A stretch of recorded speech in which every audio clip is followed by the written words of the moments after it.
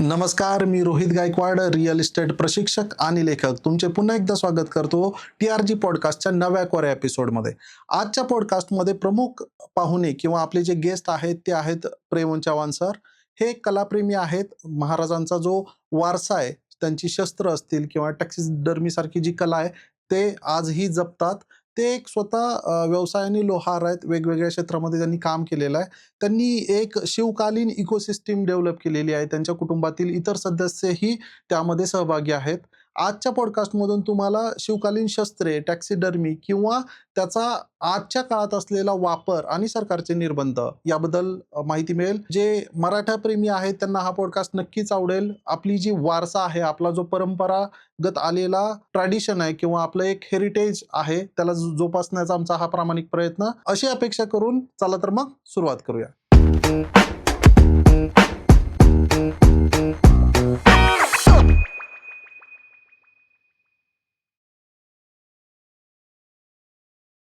Chavan sir, तुमचं पुन्हा एकदा स्वागत.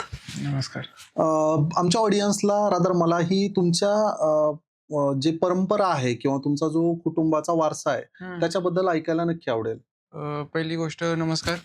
माझं नाव प्रेम चव्हाण. मी स्वतः एक पारंपरिक लोहार आहे. बर. महाराष्ट्रीयन लोहार आपण म्हणू शकतो. आणि माझी परंपरा अशी आहे की आम्ही साधारणतः 1600च्या काळापासून आम्ही लोहार काम करत आलोय महाराष्ट्रामध्ये. बापरे. हा. ओके.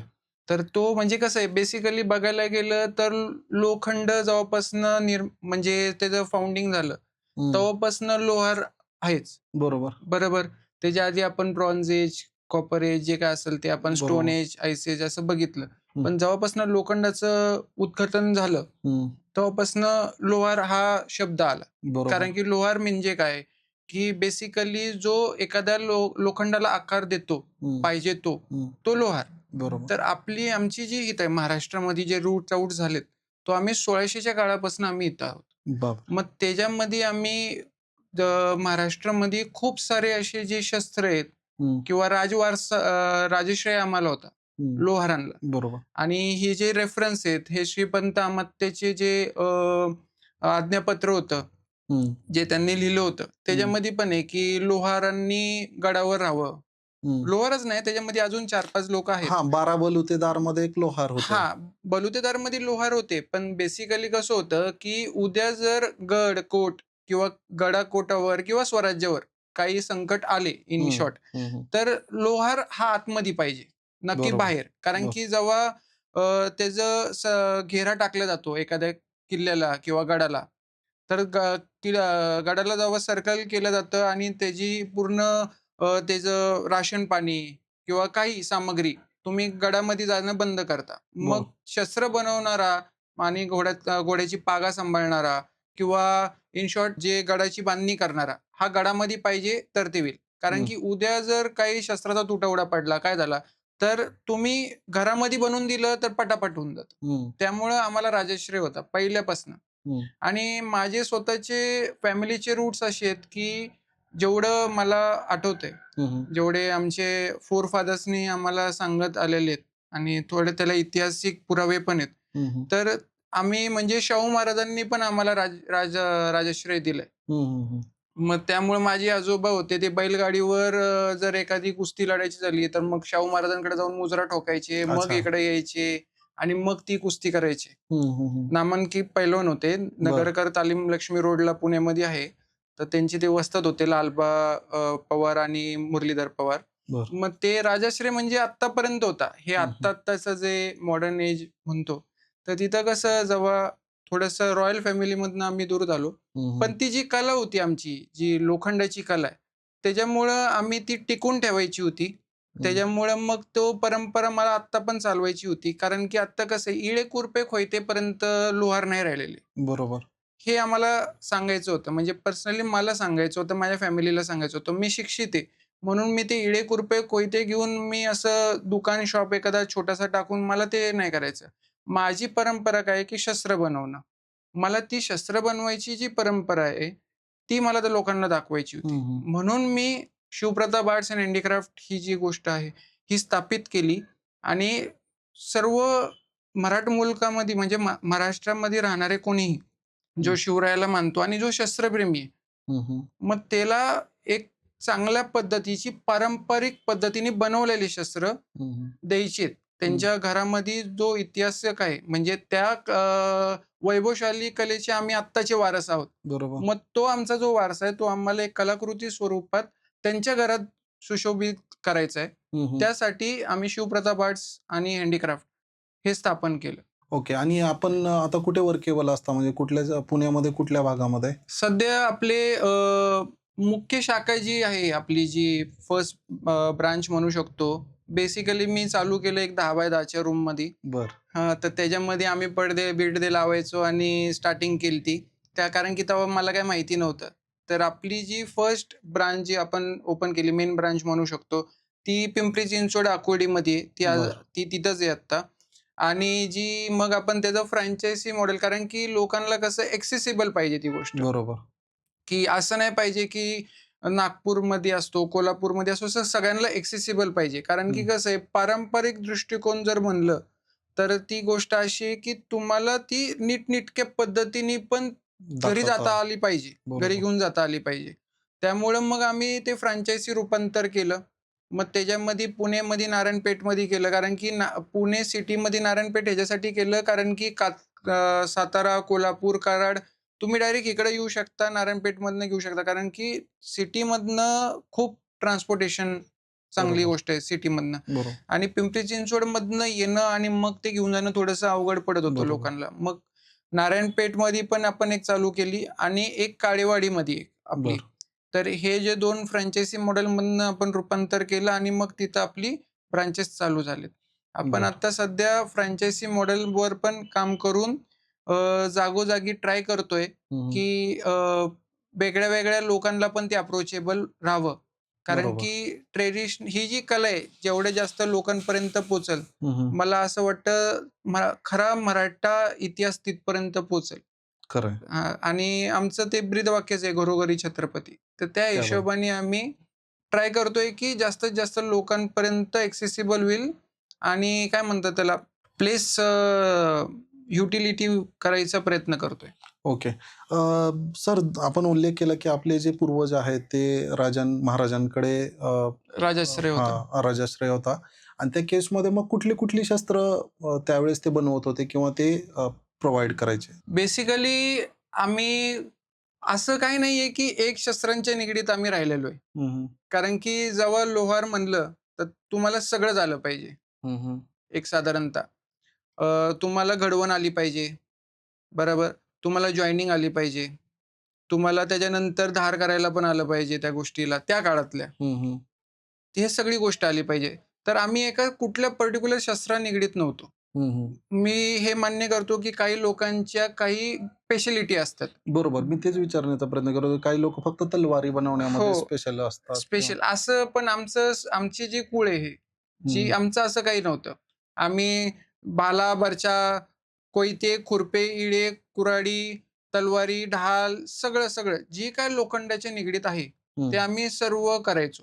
ओके. हां, आता ह्याच्यामध्ये कसं झालं, की तुम्ही जसं स्पेशालिटीचं बोललं, तर त्याला मला असं वाटतं, की आपल्या इकडचा जो लोहार होता बेसिकली तवाचा, तो फक्त आत्ता कसं झालंय, आत्ताचा जो लोहार आहे, आत्ता मॉडर्न जमान्याचा जो लोहार आहे, तो काय करतो मार्केटमध्ये जातो, लोखंडाचा तुकडा घेतो, वितळवतो. वितळत नाही, तो भट्टीमध्ये टाकतो, त्याला गरम करतो आणि त्याला तो शेप शेप देतो. देतो. बरोबर. तवाचा लोहार हा त्याच्यापेक्षा पुढचा होता बेसिकली. टेक्नॉलॉजी वाईज पण ॲडव्हान्समेंट होती त्यांच्याकडे. अच्छा. आता 1881 साली वेल्डिंग मशीनचं झालं. मग तवा कसे वेल्ड करत होते, हे लोकांना नाही माहिती. ठीक आहे. आणि दुसरी गोष्ट अशी पण होती, की त्या काळातला लोहार काय करायचा, अक्षरशः जो कोर आयर्न ओर म्हणतो आपण, आयर्न ओर, तो आणायचा. ठीक आहे. हे ग्रुपची ॲक्टिव्हिटी बरं. एखाद्या लोहाराच्या. तर ते आणायचे. त्यानंतर ते काय करायचे, भट्टी रचायचे, त्याला पिघळवायचे. त्याच्यामध्ये कोळसा टाकायचे आणि त्याचं आउटकम गोळे करायचे. म्हणजे लोखंडाचे गोळे तयार करायचे. तर त्याला बेसिकली काय म्हणायचे आणि ती जी गोष्ट आहे, त्या गोळ्यांना, लोखंडाला, हे हाय कार्बन असायचं. कारण की कोळसा हा कार्बनचा कंटेंट आहे. बरोबर. बरोबर. मग तो हाय कार्बन जो असायचा ना, तो वितळून ती लोकं मार्केटमध्ये विकायचे. म्हणजे तेव्हा मग ते डच, जर्मन, पोर्चुगीज लोक ते आले आपल्या इथं, बाहेरची लोक, आणि त्यांना ते भारी वाटायला लागलं. हम्म. मग ते काय करायला लागले, ते जे गोळे होते ना, ते बाहेर घेऊन जाऊन त्याची गोष्टी बनवायला लागले. हम्म. जसं की आता आपल्या ही जी धोप आहे, ह्याला डमस्कसचं ब्लेड आहे. हम्म. मग ते डमस्कसचं ब्लेड कसं, तर आपल्या इकडचं ऊड स्टील म्हणतो किंवा धडीचं फोलाद म्हणतो मराठी भाषेत. हम्म. मग ते घेऊन जायचे. सिरियाची राजधानी ही डमस्कस आहे. हम्म. मग ते डमस्कसमध्ये पातीची उत्तम कामगिरी करणारे लोहार होते. मग त्यांच्याकडनं ती पाती बनवायची. ती परत ब्रिटिश म्हणजे युरोपियन राज्यामध्ये जायची. त्याच्यामध्ये मार्किंग व्हायची. त्याला मेकर्स मार्क म्हणतात, म्हणजे ब्रँडिंग इन शॉर्ट. ब्रँडिंग करायची आणि परत इंडियामध्ये विकायची. अरे बाप, हां. इथलाच माल इथंच विकायचा. हां, इथला. आता फॉर एक्झाम्पल मी त्याचं एक खूप चांगलं उदाहरण देतो. लोकांना पण खूप माहिती असेल, प्रेक्षकांना, की आपली जी महाराजांची जी धोप आहे, त्याच्यावर IHS मार्क आहे. बर. बरोबर? म्हणजे ते एक मेकर्स मार्क आहे. बरोबर आहे ना? मे बी ती पण आपल्या भारतामध्ये बनवून तिकडनं परत इम्पोर्ट करून इथं विकली असेल. May be. असेल, शक्यता आहे. शक्यता आहे. हो. कारण की तेव्हाचं दक्षिण भारत आहे ना, ही शस्त्राची पंढरी होती. बर. प्युरेस्ट फॉर्म ऑफ आयर्न हम्म. तेव्हाचं दक्षिण भारतामध्ये भेटायचं. बर. अशा प्रकारे होतं. मग आणि दुसरी गोष्ट त्याच्यामध्ये अशी पण प्रकार आहेत, की जसं मी तुम्हाला सांगितलं, की वेल्डिंग मशीनचं इन्व्हेन्शन तर फार नंतर झालं. बरोबर. रशियन आणि पॉलिश सायंटिस्टनी ते केलं आर्क रिएक्टरच्या हिशोबाने. पण जुनी जी लोहार होती, तर ते काय करायचे, 2 तुकडे घ्यायचे आणि त्यांना जॉईंट मारायचे डायरेक्ट. ओके. मग आत्ताचे जे तुम्हाला जुन्या धोपी किंवा काही शस्त्र जे भेटतात, मग ते जॉईंट मारलेले. असं काही नव्हतं की तेव्हा आता युद्धामध्ये करताना असं थोडी की पातं तुटणार नाही बरोबर. किंवा चाकू तुटणार नाही, ढाल तुटणार नाही लोखंडाची किंवा कुठलंही तुटू शकतं काही. तुटू शकतं. हो. मग ते जॉईंट कसं करायचं? मग तेव्हा पण जॉइनिंग पद्धत होती ना, हम्म. त्याला ताव देणं म्हणतात. बर. मग ते काय करायचे, दोन्ही गरम करायचे. एक चुरी असते आमच्यात, ती चुरी टाकतो आम्ही आणि मग परत ती जॉईन करतो विदाऊट वेल्डिंग मशीन. इव्हन त्याचं उत्तम उदाहरण बघायचं झालं तर जुन्या बैलगाड्यांची जी चाकं आहेत, त्याला दाव लावतात. वरनं लोखंडाची पट्टी फिरवतात. बरोबर. हां, बरोबर. मग ते दाव कशी जॉईन करायचे? असं थोडी की ते फक्त खिळे मारायचे आणि ठेवायचे. त्याच्यावर नाही राहणार ती. बरोबर, कारण की त्याला टेन्शन स्प्रिंग टेन्शन होईल. बरोबर आहे ना? मग टेन्शन घेऊन ते उखडून जाईल खिळे. बरोबर. मग त्यामुळे ते काय करायचे, जुने जे लोहार होते ते असे एकमेकांना ते जॉईन करायचे गरम करून. त्याला ताव देणं म्हणतात किंवा घाई करणं म्हणतात आमच्या भाषेमध्ये. डाग देणं म्हणतात. मग ते त्या पद्धतीने ते टेक्नॉलॉजी वाईज खूप ऍडव्हान्स होते. म्हणजे ते निर्भर नव्हते आत्ताच्या लोहारांगत की ते मशिनीवर डिपेंडेंट. इव्हन जर धोपेला तुम्ही जर बघितलं तर त्याला 2 असे खाचे असतात. तर बेसिकली त्याला नाळ म्हणतो आम्ही. ठीक आहे. तर ती बेसिकली असं चुकीचा गैरसमज मी म्हणू शकतो की पेनिट्रेट केली किंवा पोक केली एखादी सॉड, तर ते रक्त येण्यासाठी होती, कारण की ती अडकते आतमध्ये. असं काही नाहीये बघायला गेलं तर. कारण की कसं आहे की जेव्हा तुम्ही एखादी गोष्ट पोक करता, मग तुम्ही ब्लेड पण असं कापलं की मग आतमध्ये काय पकडून नाही धरत ना आपलं शरीर किंवा कुठलंही शरीर, कोणाचंही शरीर असं पकडून नाही धरत. ते उलट बाहेर फेकतं. तर बेसिकली कसं असतं की एखाद्या गोष्टीचं वजन कमी करण्यासाठी वायकिंगची शॉट जर बघितली तुम्ही, तर त्यांचं कसं असतं, मधी कमी असते आणि साईडनी जाड असते. ते का यूज केली की त्यांचं वजन कमी व्हावं. तर त्याच्यासाठी तुम्ही म्हणजे तिथं जी जुनी लोक होती ती किती विचार करायची. म्हणजे वेपन इंजिनिअरिंग सब्जेक्ट जो होता तो तेव्हापासून आतापर्यंत आलेला आहे. बरोबर. परंपरागत असा आलाय. बरोबर. समजलं? आपण फॉलो करतो. आपण आत्ता ते फॉलो करतोय. मग ती मॉडर्नाइज झालं, मग ते सायंटिफिक हे ते. इव्हन तसा भालाची पण गोष्ट आहे. भाल्याला तुम्हाला अशी नाळ नसती, त्याला शिर असती. कारण की त्याला मजबूती भेटली पाहिजे. बरोबर. मग ती तशा पद्धतीने जी टेक्नॉलॉजी होती ती ट्रान्सफॉर्म झाली. फक्त त्याच्यामध्ये मला दुःख याचंच आहे की या सगळ्या टेक्नॉलॉजीचं लिखित कुठं भेटत नाही. म्हणजे जसं मी वूड स्टीलचं सांगितलं, आपल्या इंडियामध्येच आता वूड स्टील बनत नाही. अरे बापरे. हो, ती टेक्नॉलॉजी वाईप आउट झाली. आता जसं मी मराठा कल्चरचं बोलतोय की मराठा ब्लॅकस्मिथ इंग्लिशमध्ये, बरोबर, म्हणजे मराठा लोहार. आता मी जे टेक्नॉलॉजी सांगितलं, ताव देणं, हे आपण आता 99 लोहारांना माहितीच नाहीये की ते असती म्हणून. ती होती ती टेक्नॉलॉजी, कारण की तुम्हाला वेल्डिंग भेटली आहे ना. त्याला तर ती नाहीये. CO2 वेल्डिंग आहे, आर्क वेल्डिंग आहे, टिक वेल्डिंग आहे, भरपूर प्रकार आहे आता वेल्डिंग्समध्ये. हं. मग ती आता जुनी टेक्नॉलॉजी ती वाईप आउट झाली. तशी वूड स्टील पण आता इंडियामध्ये नाहीये. जे बरोबर. ओरिजिनल बनायचं तसं. हं. त्या गोष्टी असा वाईप आउट व्हायला. तशीच आमची कला पण आता जी ओरिजिनल लोहार आहे, मी आता 100% म्हणू शकतो, की मी एकमेव महाराष्ट्रीयन लोहार आहे, की जे ओरिजिनल शस्त्र जी आहेत, ऐतिहासिक शस्त्र प्रतिकृती, हे मी एकटाच बनवतोय. आणि मला वाटतं की चायनामध्ये नसतील मिळत. आपल्या भारतात जवळपास जेवढे प्रॉडक्ट आहेत, हे मोस्टली 99% चायनीज असतात.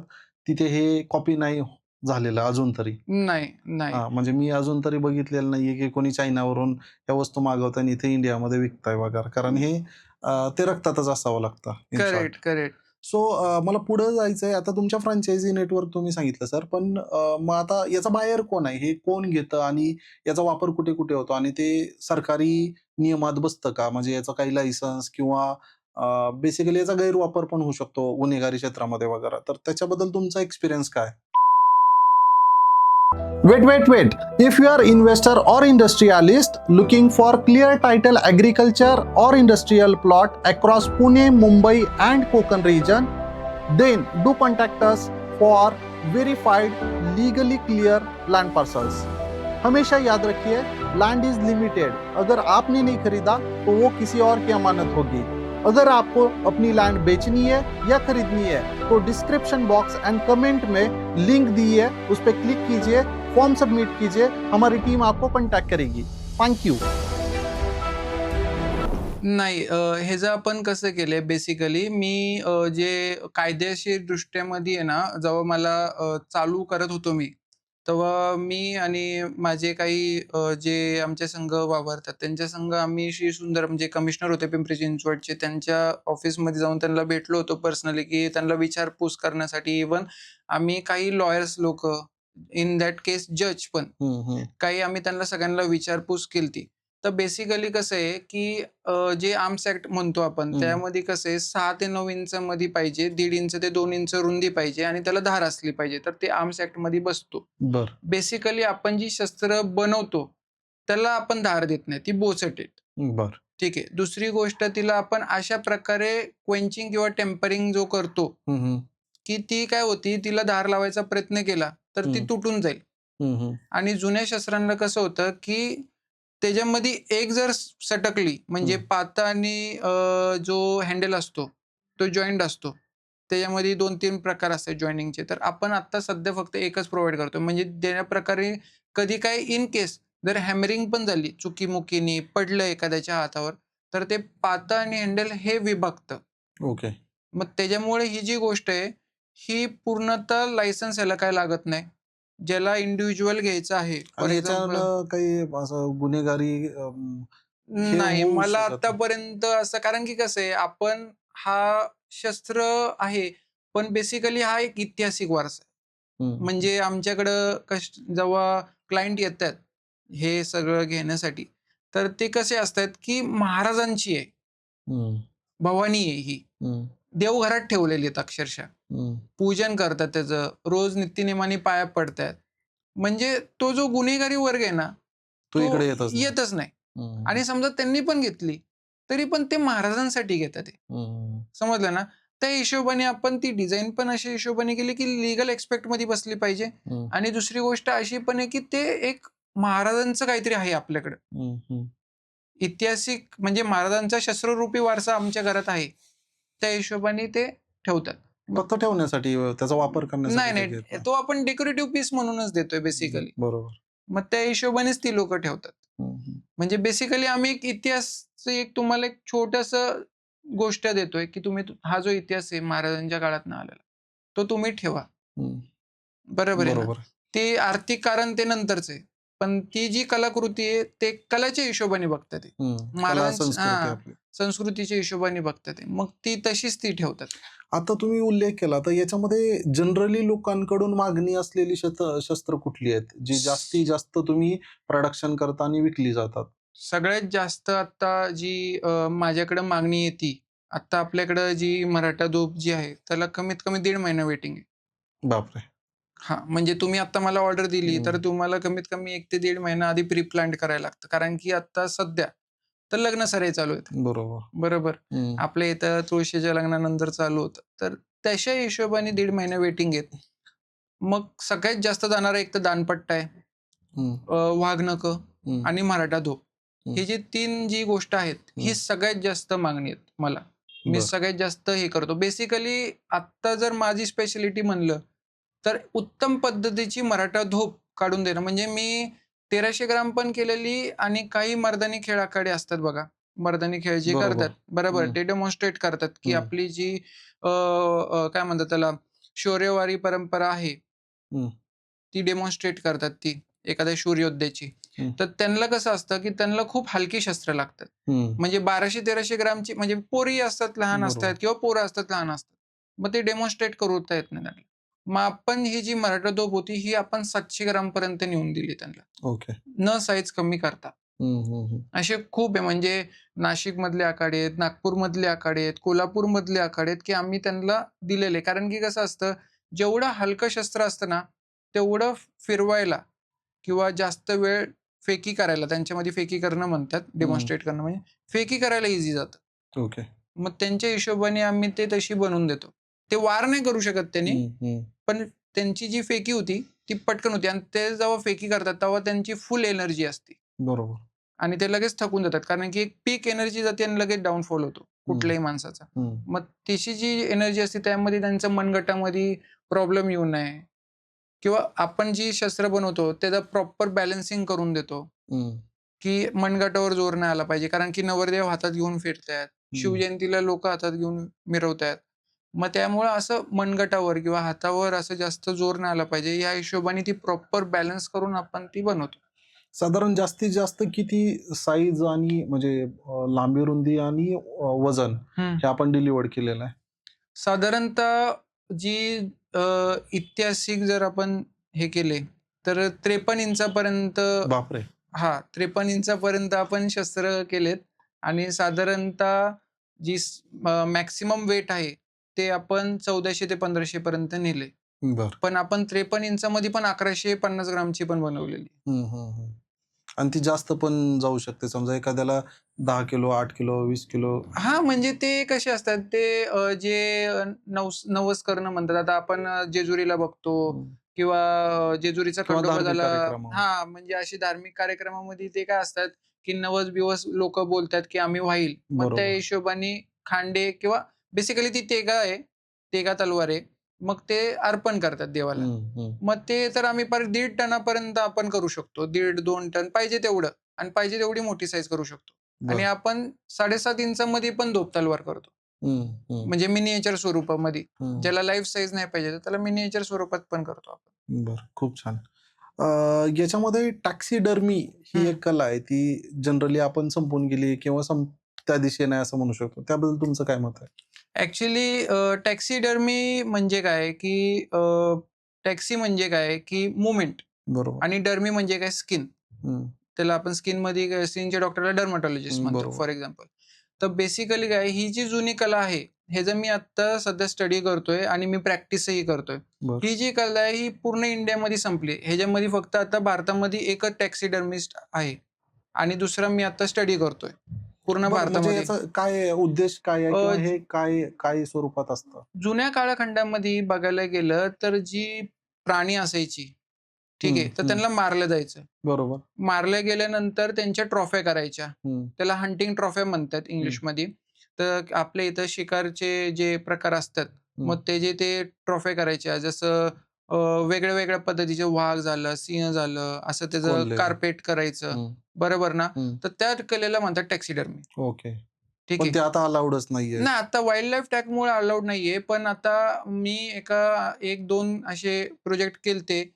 हे वाईल्ड लाईफ टॅक्टमध्ये नव्हते ऑफकोर्स. मग त्याच्यामध्ये काय झालं की एक स्टॅलॉन होता. हं, त्यांचा एक चांगला घोडा होता. तो म्हातारा झाला आणि वारला. पण त्यांना ते पाहिजे होता. त्यांची मूर्ती ते करणार होते. पण त्यांना आपला कोणाचा तरी गाईडन्स आमचा सांगितला, की अशी-अशी लोकं आहेत. मग त्यांना आम्ही सांगितलं, की असं-असं आपण करू शकतो. तुम्ही आम्हाला अप्रूव्हल आणून द्या. कारण की ते अप्रूव्हल त्यांना द्यावी लागते आणि बरोबर. पोस्टमॉर्टम रिपोर्ट द्यावा लागतो, की तो नॅचरल डेथ आहे. हं, तरच मग आपण परत ती अप्रूव्हल घेऊन आपण ते करून देतो मग. म्हणजे इन शॉर्ट सांगायचं झालं त्याची सोप्या भाषेत कातडी तुम्ही दुसऱ्या युनिटवर लावणार. नाही म्हणजे बेसिकली सिंपल भाषेत सांगतो तुम्हाला. आपण नाही का जुन्या काळात म्हणतो, की म्युझियममध्ये जातो तिथं वाघ, सिंह बघतो, भुस्से भरलेली. हं. तर त्याला टॅक्सिडर्मी म्हणतात. बरं, बरं. मग ती जी आहे त्या मूव्हमेंटमध्ये पाहिजे, नॅचरल पाहिजे. असं काही नाही, की ते वाकडं-तिकडं दिसलं पाहिजे. हं. मग ती पूर्ण स्किन काढायची त्याची. त्याचे जेवढे पण जे स्किन जे अवयव असतात, जे स्मेल करतात किंवा खराब करतात स्किनला, ते सगळे काढून बाहेर टाकायचे. मग तसे स्कल्प्टिंग करायची. म्हणजे टॅक्सिडर्मी ही एक कला नाही. त्यामध्ये स्कल्प्टिंग आलं, कलरिंग आलं, तुमची डॉक्टरकी आली. तुम्हाला सगळे अवयव माहिती, तुम्हाला एनाटॉमी माहिती पाहिजे ॲनिमलची. बरोबर. बरोबर आणि नंतर मग ते त्याच्यावर माउंट करता पण आलं पाहिजे. हं, हं. म्हणजे ह्या 4-5 कला मिळून ती टॅक्सिडर्मी एक होती आणि ह्याच्यामध्ये आता भारतामध्ये कोण राहिलंच नाही. हं, हं. लीगलाइज पद्धतीमध्ये तर कोण करत नाही. मग आपण ह्याच्यामध्ये काय करू शकतो, जे पेट्स ॲनिमल छोटे-छोटे असतात, ज्यांचे नॅचरल डेथ होतात. आता मी प्रॅक्टिस कशी केली, की मी पेट शॉपमध्ये जायचो. हं. जर नॅचरली कोणी डेड झालं, मग मासा पण असो, फिश टँकमधल्या एक्वेरियमचा छोट्यातला छोटा किंवा जावा, कोकाटेल्स हे जे पक्षी भेटतात. बरोबर. African parrot. पॅरट्स हे जे भेटतात. मग हे आम्ही आणायचो आणि मग मी त्यावर टॅक्सिडर्मीची प्रॅक्टिस करायचो घरी. हं, हं, मग हं. तसं मी हळू-हळू शिकलो टॅक्सिडर्मी. म्हणजे ओके. आता लोकांना कसं आहे, हा पण एक हेरिटेजचा पार्ट आहे. हं, हं. कारण की तुम्ही कोल्हापूरच्या शाहू पॅलेसमध्ये जावा किंवा शिवाजी महाराज जनरली वास्तव्य जनरल म्युझियम्समध्ये म्युझियममध्ये सगळीकडे भेटतात. भेटतात. बरोबर आहे. आणि तुम्ही त्याला ते जिवंत ठेवताय हे एक करेक्ट. मोठी गोष्ट आहे. अ, आपण ऑफ कॅमेरा बोलत होतो, की तुम्ही काही सीरियल्स आणि मूव्हीजमध्ये पण शस्त्र दिलीत. आता जनरली आपण नाव नाही घेऊ शकत ड्यू टू कॉपीराइट्स आणि हं. यामुळे प्रायव्हसीमुळे. पण बेसिकली तुम्ही कशा पद्धतीने यांच्या कॉन्टॅक्टमध्ये येता किंवा काही लोकांना तुम्हाला कॉन्टॅक्ट करायचा असेल, तर कशा पद्धतीने हे होऊ शकतं? आपलं Instagramवर पेज आहे. हं, जे मला 3 सीरियल्स आणि 2 पिक्चर मी केलेले आहेत. हं, त्याच्यामध्ये मी शस्त्र किंवा काही वेगळ्या-वेगळ्या गोष्टी आम्ही पुरवल्यात. मग बेसिकली त्यांनी असंच एक सीरियल होती. हं, तर त्यांनी दीड रात्रीचे 1:30-2 वाजता त्यांनी कॉल केला, की आम्हाला अ, अ, एक शस्त्र पाहिजे. बेसिकली ते एक ओरिजिनल देवीचं शस्त्र होतं. हं, हं, ठीक आहे, त्याला रामदाव म्हणतात. तर ते पाहिजे आणि ते त्यांना कुठं भेटतच नव्हतं. तर हं, ते कसं आहे, ते भट्टीमध्ये बनवूनच काढायला लागतं. ते असं तुम्ही कटिंग-बिटिंग करून काही होत नाही. हं. तर ते मग ते त्याच्या हिशोबाने आमचं स्टार्ट झालं. मग त्यांनी दुसऱ्यांना अप्रोच केला. मग त्यांनी आमचं Instagram प्रोफाईल चेक केली. सध्या आम्हाला जर कॉन्टॅक्ट करायचा तर आपली Instagramवर प्रोफाईल आहे. तिथं आपलं लोकेशन्स, नंबर, जे काही कॉन्टॅक्ट डिटेल्स असतात ती तिथं असती आणि हे जे पिक्चर आणि हे जे झालं ते पहिली गोष्ट की आपण म्हणतो ना नेटवर्क मार्केटिंग एकाने दुसऱ्याला सांगितलं चांगलं वाटलं माउथ म्हणून पब्लिसिटी. माउथ पब्लिसिटी त्याच्यामधनंच मला 2 पिक्चर आणि 3 सीरियल करायची अपॉर्च्युनिटी भेटली. हं, हं. म्हणून सीरियल आणि मूव्ही सोडून अजून कुठे हा स्कोप वाटतो तुम्हाला? कोण फॉर एक्झाम्पल जसं आपण बोलत होतो, की रिसॉर्ट ओनर आहेत. तर हं. ते त्यांच्या डिस्प्लेला ठेवू शकतात किंवा हॉटेल ओनर असं काही अजून? आपण 2 म्युझियम केलेले बरं, पूर्ण. त्याच्यामध्ये आपण साधारणतः 38 शस्त्र दिलेली आहेत. बरं. 38 प्रकारची शस्त्र दिलेली आहेत. आणि आपण रिसॉर्ट्स पण केलेले आहेत काही, की त्यांना असं करायचं होतं, की त्यांचा जो थीम होता, एक पर्टिक्युलर रूममध्ये तो वाडा थीम होता. मग त्याच्यामध्ये त्यांना महाराजांचे फोटो आणि जे ओरिजिनल पोर्ट्रेट्स आहेत ते आणि आजूबाजूला सगळी शस्त्र हं, असं ठेवायचं होतं. मग ते तशा हिशोबाने आणि एका ह्याचा थीम होता पेशवाई. हं, हं. मग त्या हिशोबाने आम्ही तो सगळा पूर्ण डिझाइन केलता. आता पुढे काय करायची इच्छा आहे सर? सध्या तरी आपले खूप सारे ॲक्चुअली प्रोजेक्ट चालू आहेत. हां. पण त्याच्यामध्ये आता माझा जो भाऊ आहे एक निखिल चव्हाण, तर त्याला मी स्कल्प्टिंगमध्ये तो स्कल्प्टिंग केली त्यानी. तो आता जे शिवरायांचे जे मूर्त्या आहेत किंवा आपले देवी-देवतांच्या ज्या मूर्त्या आहेत, ठीक आहे. आता आम्ही उत्तरालक्ष्मी काढली. मग बरं. असे जे आहेत, की ज्यांना लोकांना वाटतंय, की हां बाबा असं आपल्याकडे असावं. हेरिटेजली जो काय असेल, मराठा कल्चरला निगडीत असेल, तर तशा हिशोबाने आम्ही स्कल्प्टिंग करतोय. म्हणजे शस्त्रामधनं निघून, तर ते तिकडं करायला लागलोय बरं. थोडं-थोडं. त्यानंतर आता आपण ट्राय करतोय, की टॅक्सिडर्मीमध्ये तर ओरिजिनल तर नाही देऊ शकत वाघ, सिंह. हं, हं, तर आपण जे रेप्लिका म्हणतो त्याला, हं, हं, ठीक आहे. ॲनिमल रेप्लिकास म्हणतात त्याला. हं. तर ते पण आपण करतोय. बरं. ठीक आहे. म्हणजे जे मराठा कल्चरच्या निगडीत जे काय आहे, ते हं. असे खूप सारे प्रोजेक्ट आपण करतोय त्याच्यामध्ये. मग बरोबर. त्यामध्ये आता माझी आई आणि वाईफ आहे, तर ते जिरेटोप जे असतात महाराजांचा जो मंदिर मुकुट. मानला जातो, हो. तर त्याच्यावर पण ते करतात. बरं. असे सजवणं काम किंवा तुळजापूर, कोल्हापूरच्या आईची ड्रेपरी करणं. बरं. तर त्यांनी ह्याच्यामधनं ते चालू केलं. मग ते पण आपण करतो. एकंदरीत सगळा जो सांस्कृतिक वारसा आहे त्याची इकोसिस्टम तुम्ही बनवताय. बनवली. करेक्ट. ओके. खूप छान. होपफुली तुम्हाला खूप जास्त व्हॅल्यू मिळाली असेल. तुमच्या काही शंका असतील, तुमचे काही प्रश्न असतील तर कमेंटमध्ये नक्की लिहा. सरांचा कॉन्टॅक्ट नंबर आम्ही डिस्क्रिप्शन बॉक्समध्ये देत आहे.